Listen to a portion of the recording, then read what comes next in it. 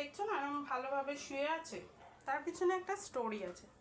আজকে ছাদে নিয়ে গিয়েছিলাম ওকে, ও এত দৌড়াদৌড়ি করে যে একদিনকার ক্যান্ডির মানে কোমরের ওপর দিয়ে লাফ দিচ্ছে। এবার ওর তো ওয়েটটা কম না না, আর ওরাও ছোট ছোট, কোনোভাবে যদি ডিসব্যালেন্স হয়ে যায় ওদের তো লেগে যেতে পারে না, এটাও বোঝে না, হুড়ুম তারম করে দৌড়ায়। আজকে সেম তিতলির সঙ্গে হয়েছে, ঠিক আছে।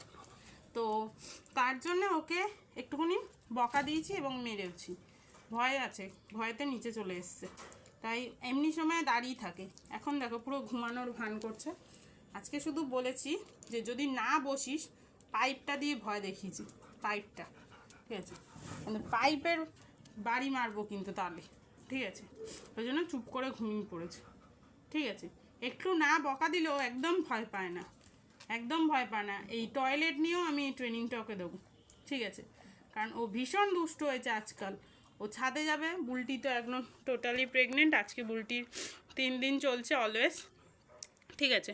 বুলটিকে গিয়ে একটু উত্তেজিত করবে যাতে ওর সঙ্গে খেলে, কিন্তু এখন তো আরও খেলার পজিশনে নেই। ওকে আমরা চেন দিয়ে ধরে ধরে বেঁধে নিয়ে যাই, আবার চেন দিয়ে নিয়ে আসি। ও একটু একটু শান্ত হয়ে যাচ্ছে, বাট তার মধ্যেও একটু একটু দুষ্টামি করেও, যেটা আমাদের এখানে যে ছোটো কাঠটা আছে ওই কাঠটা থেকেও একটু ওঠাপড়া করে, বাট ওটা ঠিক না।